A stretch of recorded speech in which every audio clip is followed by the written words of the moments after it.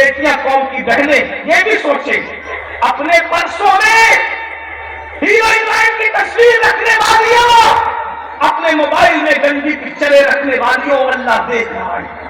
اگر تم گھر میں بیٹھی ہو تو یہ تمہارے کرتوت ہے. تم کہتے ہو کسی نے رشتہ باندھ دیا اور بہت کم لوگوں کے رشتے بنے ہیں. قدرت تم سے ناراض ہے اس لیے اللہ کی سزا ہے. یاد رکھنا ہاں کسی کا رشتہ بندہ بھی ہو سکتا ہے کسی کے ساتھ آزمائش بھی ہو سکتی ہے لیکن بہرحال وہ جو روایت پڑھ رہا تھا میں پڑھ دوں ترمذی شریف کی کہ مفہوم کے طور پہ کہ کفلو بہت پاپی تھا.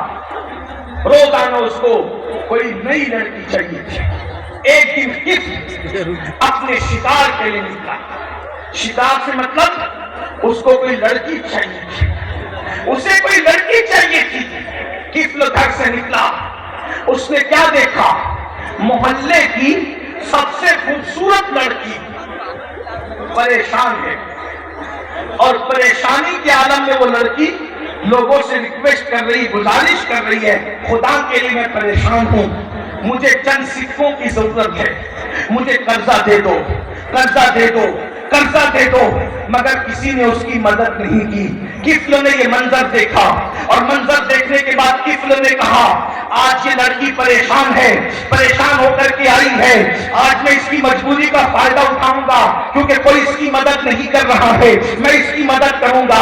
انسان احسان کا بندہ ہوتا ہے میں اس کی مدد کروں گا.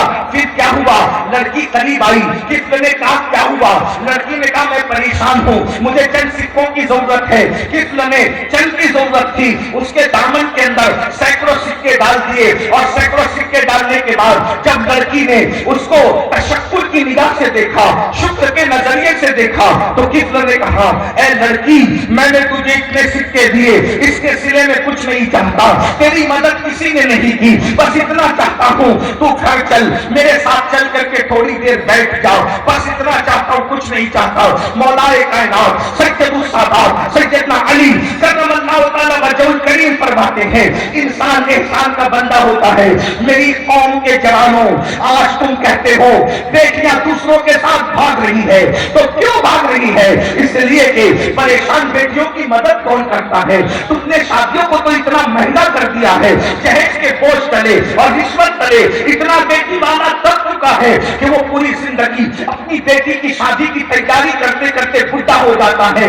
شریف بچیوں کو اچھے رشتے نہیں آتے کیونکہ تم دولت کے پجاری ہو چکے ہو. کوئی ہے عاشق رسول جو بغیر جہیز کے شادی کرے. یہاں تو جہیز کے نام پر اتنی بڑی بڑی رقمیں مانگی جاتی ہے ایسے جہیز مانگے جاتے ہیں. الامان والحفیظ یاد رکھنا شادی کو مہنگا کرنے والوں اور اپنے ساتھ بڑے بڑے ٹائٹل لگانے والوں قیامت کے دن جب حضور کا سامنا ہوگا میرے آقا پوچھیں گے ظالم تمہاری غلط رسموں کی وجہ سے میری امت کی بیٹیاں لوٹوں میں بک رہی تھی اس وقت تم کیا کر رہے تھے. جلسوں میں تو تم درد بھری باتیں کرتے تھے سنتے تھے مگر عمل نہیں کرتے تھے. اس وقت تم کیا جواب دو گے.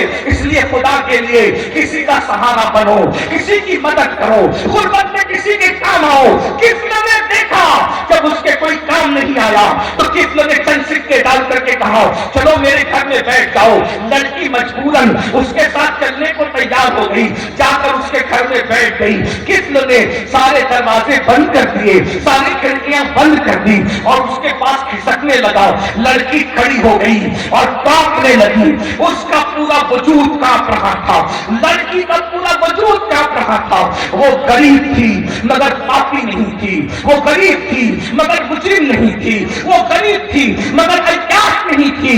کفل کے پاس حسن تھا کفل کے پاس جوانی تھی کفل کے پاس دولت تھی مگر وہ عیاش آوارہ اور گناہوں میں ڈوبا ہوا تھا.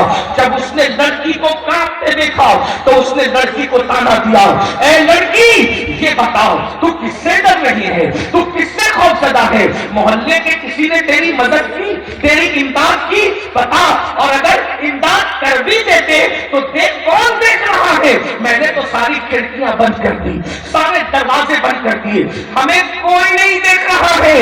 یاد رکھنا اب ذرا دھیان سے اس جملے کو سن لو میں بطور مفہوم پیش کر رہا ہوں. لڑکی نے جواب دیا کفل میں اچھی طرح جانتی ہوں آج جو گناہ تو میرے ساتھ کرنا چاہ رہا ہے. اس گناہ کو تو نے بار بار کیا ہے, ہر بار کیا ہے, روزانہ کیا ہے, صبح شام کیا ہے, لیکن میں غریب ہوں مگر میں نے آج تک یہ گناہ نہیں کیا ہے جسے زنا کہتے ہیں. اور رہی بات کہ تو کہتا ہے ساری کھڑکیاں بند ہو گئی, سارے دروازے بند ہو گئے, میں کس سے ڈر کے کانپ رہی ہوں. لڑکی نے کہا نہ مجھے کوئی دیکھ رہا ہے نہ تجھے کوئی دیکھ رہا ہے, سارے دروازے بند ہیں مگر ایک دروازہ کھلا ہے, ایک دروازہ کھلا ہے. بندے اور بندے کے درمیان جتنے دروازے تھے تو نے بند کر دیا, لیکن بندے اور خدا کے درمیان جو دروازہ ہے اسے کوئی بند نہیں کر سکتا. اللہ دیکھ رہا ہے, اللہ دیکھ رہا ہے, اللہ دیکھ رہا ہے. میں اس لیے ناراض رہی ہوں کہ قیامت کے دن جب اللہ مجھ سے پوچھے گا اے میری بندی تو نے زنا کیوں کیا تھا, تو میں اپنے زبان میں وہ طاقت کہاں سے لاؤں گی کہ میں اللہ کو بتا سکوں کہ میں نے زنا کیوں کیا تھا. میں آپ سے بھی پوچھتا ہوں, جب تمہارا ایمان ہے ہمارا ایمان ہے کہ اللہ حساب لے گا. قرآن کہتا ہے یحسب الانسان ان یترک سدی, کیا انسان یہ تصور کرتا ہے کہ اللہ حساب نہیں لے گا؟ لے گا. فَمَن يَعْمَلْ مِثْقَالَ ذَرَّةٍ خَيْرًا يَرَهُ وَمَن يَعْمَلْ مِثْقَالَ ذَرَّةٍ شَرًّا يَرَهُ. ایک ذرے کے برابر نیکی کی ہوگی اللہ وہ بھی دکھائے گا, ایک ذرے کے برابر برائی کی ہوگی اللہ وہ بھی دکھائے گا. صحابہ کرام نے پوچھا یا رسول اللہ, اللہ ہم سے کیا کیا پوچھے گا؟ تو میرے آقا فرماتے ہیں تم نے کسی پڑوسی کی دیوار کو کھرچا ہوگا تو تمہارے ناخن میں پڑوسی کی جو مٹی آئی ہوگی اس مٹی کے بارے میں بھی اللہ تم سے حساب لے گا. اگر تم نے کسی کے بغیر پوچھے لکڑی سے خلال کیا ہوگا اس بن پوچھے ہوئے لکڑی کے بارے میں بھی تم سے پوچھا جائے گا. میں پوچھنا چاہتا ہوں راتوں کو گندی فلم دیکھنے والے جوانوں ذرا مجھے بتاؤ تو صحیح, جب اللہ پوچھے گا تو نے جوانی میں گندی فلمیں کیوں دیکھی تھی تو اللہ کو جواب دینے کے لیے زبان میں طاقت کہاں سے لاؤ گے؟ زنا کے اڈوں پر تم گئے تھے, اللہ کو کیسے بتاؤ گے کہ ہم نے زنا کیا تھا, ہم نے گانے سنے تھے, ہم نے آوازی کی تھی؟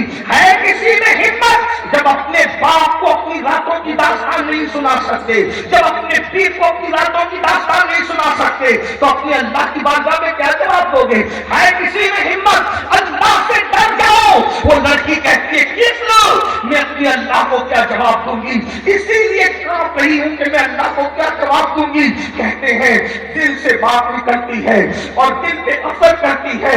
اللہ اکبر, کفل کے دل پہ بات اثر کر گئی. کفل نے کہا اے لڑکی تو غریب مفلس لاچار ہو کر اللہ سے اتنا ڈرتی ہے, اللہ دیکھ رہا ہے. جب اللہ دیکھ رہا ہے تو اللہ نے تو مجھے مال دیا, دولت دیا, جا جا جا نکل کے جلدی سے چلی جا, میں تجھ سے کچھ نہیں مطالبہ کرتا. اور سن, آج تجھی سے زنا نہیں کروں گا, تجھ سے نہیں کروں گا, بلکہ جب اللہ دیکھ رہا ہے تو پھر کسی سے نہیں کروں گا. جب اللہ دیکھ رہا ہے تو کسی سے نہیں کروں گا. بس لڑکی نکل کر گئی, لڑکی نکل کر گئی اور موت کا فرشتہ داخل. توجہ, بس بات ختم ہو رہی ہے. دل کا درد ہے, دل کا درد. اے میری قوم کے جوانوں, کسی کے دل کا درد ہے دھڑکتے میں دل کا درد, غور سے سن لو. ادھر وہ لڑکی نکل کر گئی, ادھر موت کا فرشتہ داخل ہوا اور کفل کی روح نکال دی.